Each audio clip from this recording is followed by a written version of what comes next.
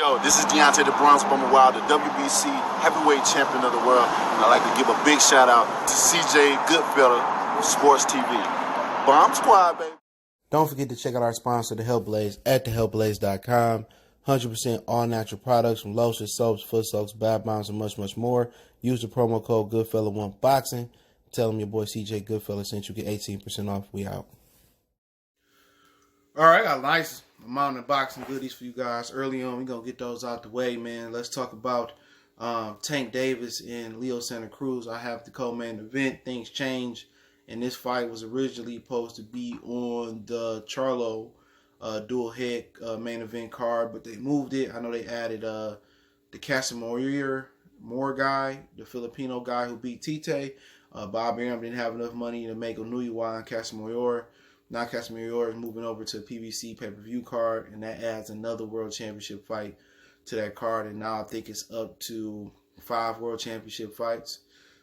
So one fight fall off, one fight come on. So we talk about the co-main and Tank. Also, we're going to talk about, what Robert Garcia had to say about PBC and now Haymon.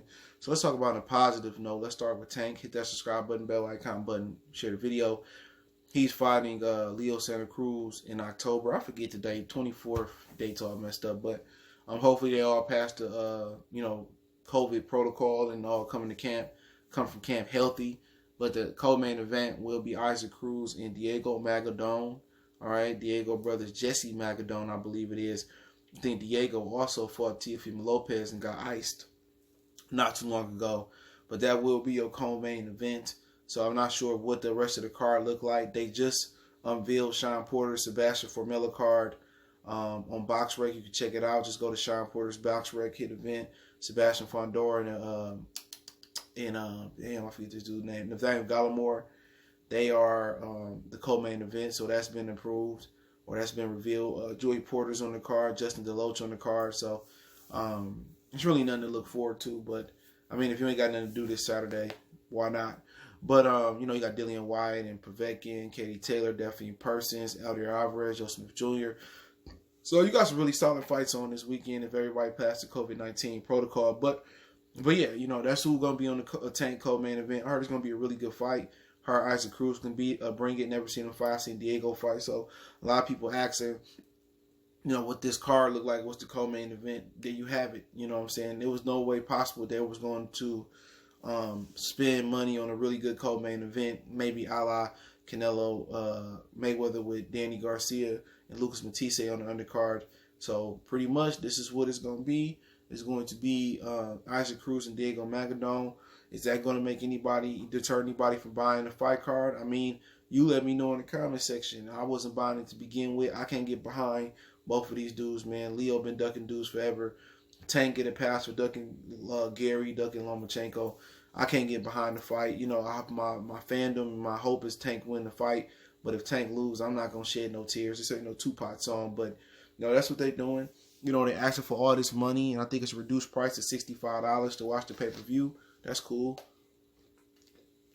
But if I'm not going to be entertained, throughout the pay-per-view and I'm going to fall asleep and miss the main event, which a lot of us working dudes do that, then, I'm not for it, bro. Like, I go to the bar, I stream it, but, Mayweather ain't getting no money out of me. Not the way he moved, not the model that he created in boxing. He created this duck-ass model. He created the protect your O, and then he wanted to turn around and blame the kids. But you created this, and, it is what it is on his part. All the money he got, they couldn't put a better card behind this.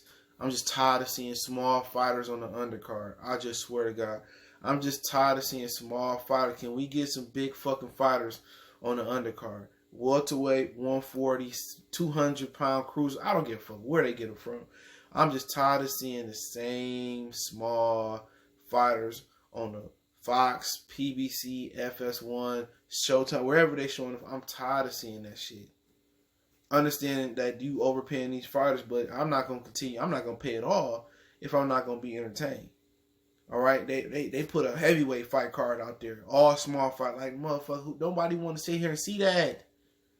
Damn, mix it up, bruh.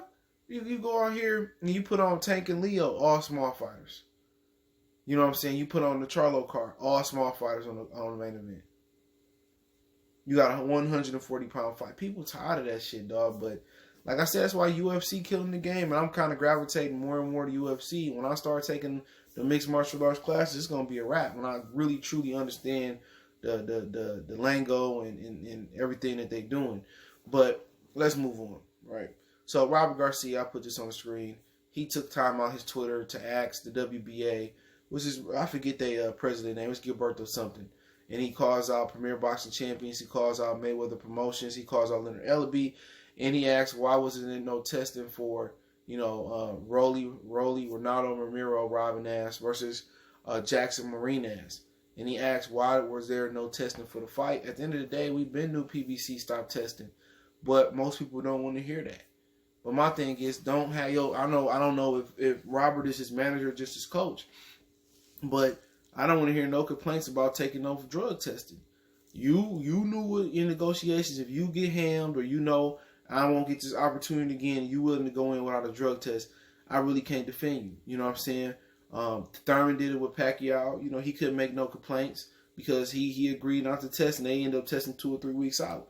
And I've been saying this about PBC fighters. And they ain't just like, oh, you just trying to slander their name. Nigga, I'm just speaking facts. All right? When I go to the Twitter website and I see Shakur enter it, when I see whoever else enter there, Alexander Povetkin enter it, Dillian White enter it, you go to the website, you don't see no history of none of these PBC fighters taking VADA, come on.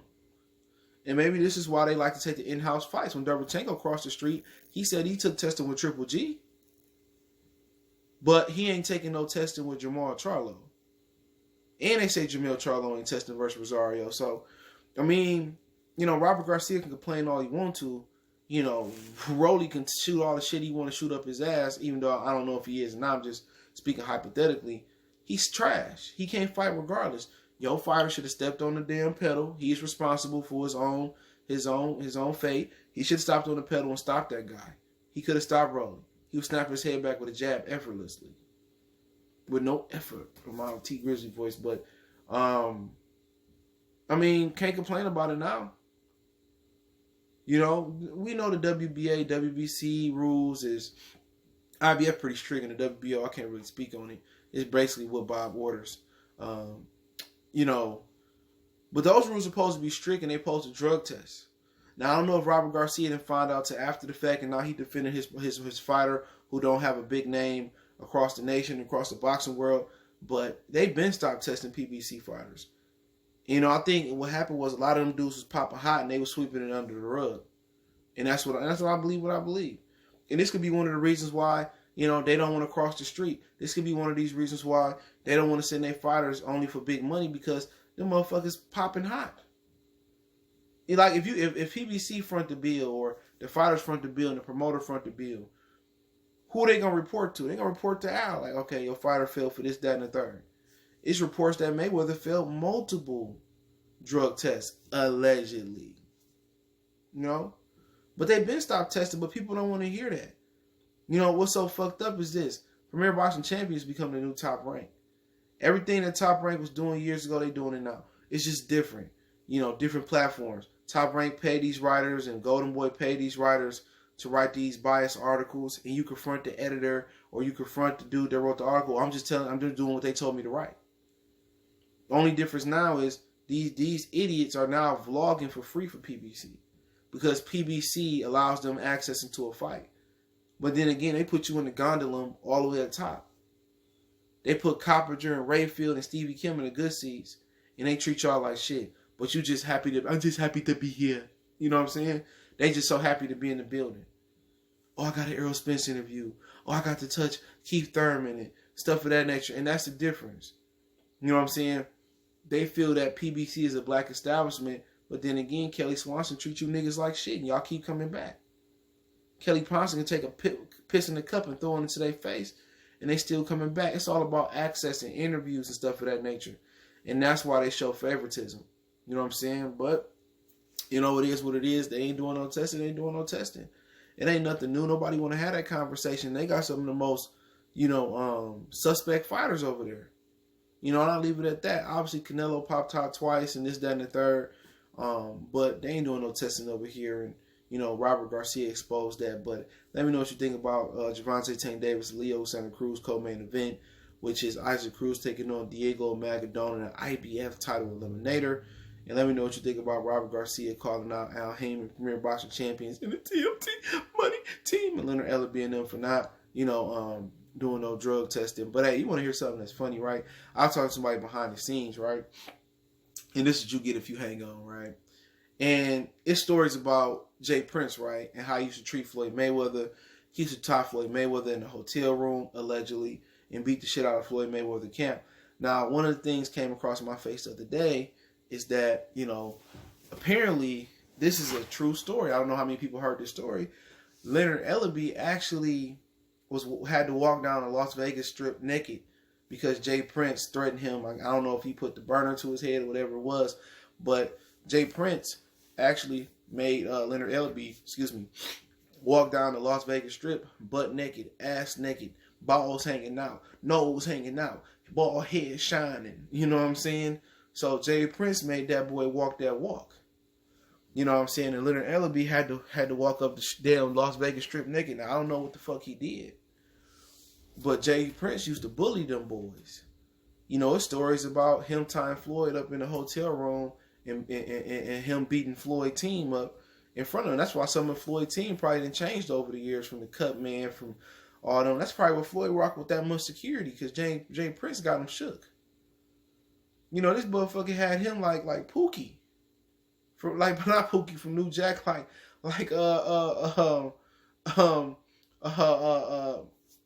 Nino Brown had my mans that own the Carter Apartments. Yeah, them out here, yeah, you better walk that strip like a hoe. And then they're like, yeah, boy, I was going to walk it, bastard, as long as you don't put that cap in my ass. You know what I'm saying? So that's a little funny story I heard, and it's actually true. It comes from a really good and strong source that Jay Prince made, Leonard Ellerbe walk that walk, ass naked down the Las Vegas Strip. Man, he would have had to shoot me, nigga. Straight up, we would have been fighting, bro. But Jay Prince really be out here on that gangster, what they yelling? Hey, man, yeah, Floyd ain't no street nigga, man. AB ain't gonna let no nigga make his pops, you know what I'm saying, or make somebody in his team walk down the street ass naked, you know what I'm saying? Like I said, the niggas we used to idolize, man, I look up to, man. But let me know what you guys think. Don't forget me on Facebook, Instagram, Twitter. You can reach out if you got business, question, inquiry, sponsorship, video requests. Keep sharing the videos, and I got, social media links in the description. What else we got there? A little bit tired. On Facebook group as well. Just keep sharing the videos. It's the best way to donate. Cash App, PayPal in the description. Want to donate that way. Let me know what you guys think. One time, we go.